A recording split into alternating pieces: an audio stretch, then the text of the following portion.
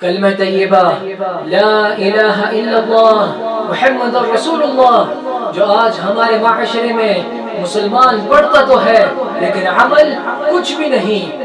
افسوس کے ساتھ کہنا پڑتا ہے کہ آج اس کلمے کے تقاضے کو ہی ہم پورا نہ کر سکے. اس کلمے کے اتارنے کا جو مقصد تھا اس کو ہی ہم نے فوت کر دیا. جب یہ کلمہ پڑھ لینے کے بعد ہمارے کانوں میں آواز آئے حی علی الصلاۃ، آؤ نماز کی طرف، حی علی الفلاح، آؤ کامیابی کی طرف، تو پھر بھی ایک بندہ اٹھ کے مسجد کی طرف نہ جائے، نماز ادا نہ کرے، کوئی عذر، کوئی تکلیف، کوئی پریشانی، کوئی دکھ، کوئی خوشی، کوئی بہانہ نہیں، پھر بھی وہ نماز نہ پڑھے. کیسا مسلمان، کہاں کا مسلمان، کس دین کا اور کس نبی کا دعوے دار بنتا ہے یہ مسلمان؟ شیطان نے تو ایک سجدہ کرنے کا انکار کیا اور اس کا انجام کیا ہوا؟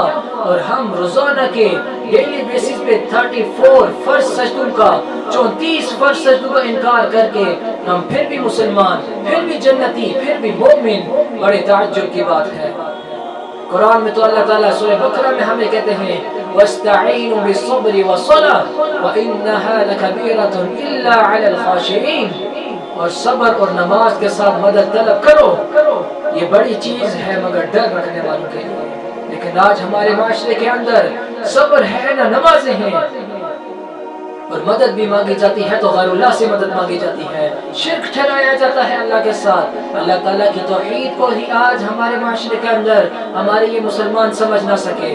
یہ نماز تو بے حیائی سے، برے کاموں سے روکتی تھی. اللہ تعالیٰ کا قرآن کہتا ہے اقیم الصلاۃ، نماز قائم کرو، ان الصلاۃ تنہی عن الفحشاء والمنکر. یقیناً یہ نماز بے حیائی اور برے کاموں سے روکتی ہے. تو پھر آج ہمارے معاشرے کے اندر بے حیائی کیوں نظر آتی ہے؟ آج ہمارے معاشرے کے اندر برے کام، برائی، بدکاری کیوں نظر آتی ہے؟ تو پتہ چلتا ہے نماز پڑھی جائے تو معاشرے صاف ہوتے ہیں. جب نماز پڑھی ہی نہ جائے، اور جو پڑھے تو صحیح مگر اس کو فارمیلٹی، ایسا فارمیلٹی اس کو پڑھیں، اپنی نمازوں کو ضائع کریں، پھر ایسے معاشرے کے اندر بے حیائی بھی آتی ہے اور برے کام بھی ہوتے ہیں. اور یاد رکھیں اللہ تعالیٰ کہتے ہیں واللہ یعلم ما تصنعون، تم جو کچھ کر رہے ہو اللہ اسے خوب جانتا ہے. اللہ تعالیٰ خوب واقف ہے ہمارے ہر عمل کے ساتھ. یہ نماز جس کے لیے کعبے کا طواف تو رک جاتا ہے، لیکن آج ہمارے ہاسٹلز میں، ہمارے گھروں میں موویز، گانے، ڈرامے اس نماز کے لیے نہیں رک پاتے. ٹیچرز کی کلاسز اس نماز کے لیے نہیں رک پاتی. آفیسز کے کام اس نماز کے لیے آج نہیں رک پاتے. دکانداروں کے گاہک اس نماز کے لیے نہیں رک پاتے. Fit ball matches, cricket matches آج اس نماز کے لیے نہیں رک پاتے. تو پھر ضلالت کیوں نہ ہو؟ کیوں چھوٹے چھوٹے معصوم بچوں کے اوپر ظلم اور ننھی ننھی کلیوں کے ساتھ زیادتی کیوں نہ ہو، جب آج ہم اللہ تعالیٰ کی شریعت کی ہی کوئی حفاظت نہیں کرتے؟ قرآن میں تو اللہ تعالیٰ ہمیں کہتے ہیں حفظوا علی الصلوات، نمازوں کی حفاظت کرو. اور کیوں حفاظت کرو؟ کیونکہ نبی کریم صلی اللہ علیہ وسلم بیان کرتے ہیں، جامع ترمذی میں حدیث موجود ہے بین العبد و بین الکفر ترک الصلاۃ. مومن اور کافر کے درمیان ایک بنیادی فرق جو ہے نماز چھوڑنے کا ہے. یہ نماز ہی بتا دیتی ہے کہ کون مسلمان ہے اور کون کافر ہے، کون کفر کر رہا ہے، کون اللہ تعالیٰ کی اتاری ہوئی شریعت کا انکار کر رہا ہے. اور جامع ترمذی میں ہی ایک اور مقام پر آپ صلی اللہ علیہ وسلم کی ایک اور حدیث ہمیں ملتی ہے جس میں آپ صلی اللہ علیہ وسلم بیان کرتے ہیں ان اول ما يحاسب به العبد يوم القيامة من عمله صلاته.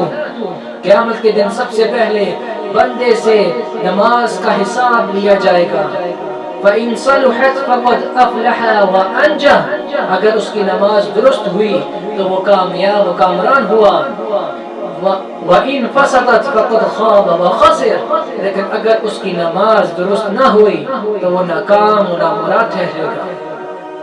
یونیورسٹیز میں، کالجز میں، اسکولز میں، مسجدیں تو دیکھی ہوں گی، فیئرویل کا ٹائم آتا ہے، کوئی کلچرل شو ہوتا ہے، اینول فنکشن آتا ہے، کوئی ویلکم پارٹی آتی ہے، کچھ بھی ہو میوزک تو چلتا ہے، ہال تو بھر جاتا ہے، ڈانس بھی ہوتا ہے، نقاب اور پردے برقعے سب اتر جاتے ہیں، خوشبوئیں لگائی جاتی ہیں، سٹیجز کو سجایا جاتا ہے، مکس گیدرنگز ہوتی ہے، خوب رونق ہوتی ہے.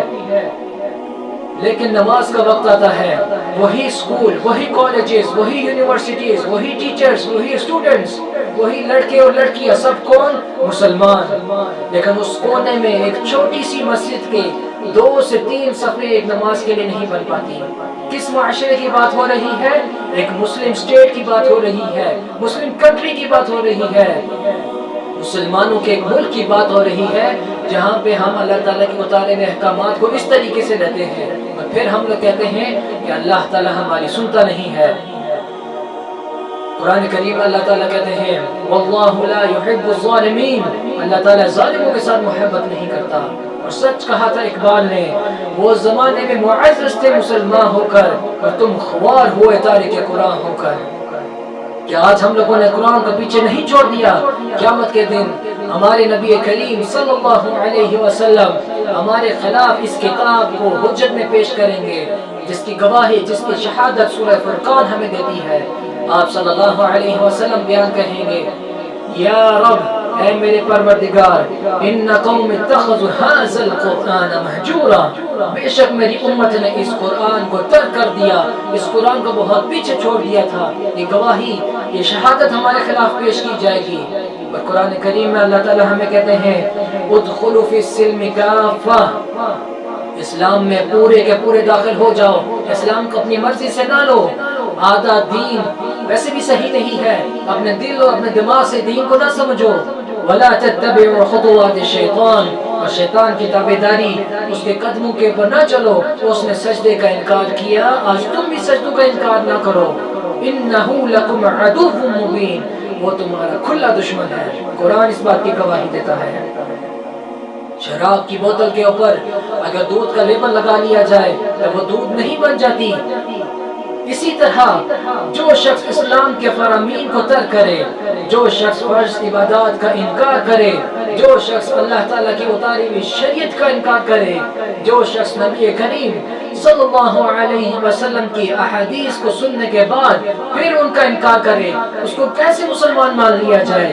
یہ ایک لیبل ہی ہے دودھ کا، دھوکے کا، جو آج مسلمان اپنے آپ کو لگا کے خود مطمئن ہوا ہے۔ کیا یہ اسلام ہم سے ڈیمانڈ کرتا ہے؟ کیا تھے ہم اور ہم کیا کر رہے ہیں؟ یہ کلمہ کوئی جادوئی الفاظ پہ نہیں ہے جن کو پڑھ لیا اور ہمارا بیڑا پار ہو گیا۔ اگر ایسا ہی تھا تو اللہ کے محبوب ترین لوگ انبیاء علیہ السلام نے، صحاباؤں نے، محدثین نے کیوں اسلام کے نام پہ قربانیاں دی؟ اگر یہ کلمہ پڑھ لینا ہی کافی تھا تو ابو جہل نے کلمہ کیوں نہ پڑھ لیا؟ سوچئے ہم کیا کر رہے ہیں۔ وضع میں تم ہو نصارہ تو تمدن میں ہنود، یہ مسلمان ہیں جنہیں دیکھ کے شرمائیں ہو۔